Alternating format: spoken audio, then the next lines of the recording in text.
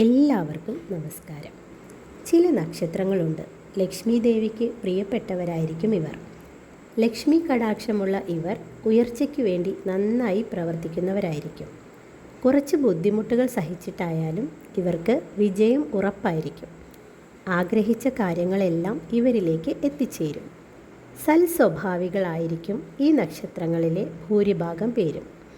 എങ്കിലും തിരിച്ച സ്വഭാവമുള്ളവരും ഇതിൽ പെടുന്നുണ്ട്. തൊട്ടതെല്ലാം പൊന്നാക്കുന്നവരും തൊട്ടതെല്ലാം കുളമാക്കുന്നവരും ഈ കൂട്ടത്തിൽ പെടുന്നുണ്ട്. നക്ഷത്രങ്ങൾ ഇതാണ്: അശ്വതി, പുണർദം, കാർത്തിക, ഉത്രം, ആയില്യം, അവിട്ടം, രേവതി. ഈ നക്ഷത്രക്കാരെ നിങ്ങൾക്കറിയാമെങ്കിൽ കമൻറ്റ് ചെയ്യുക.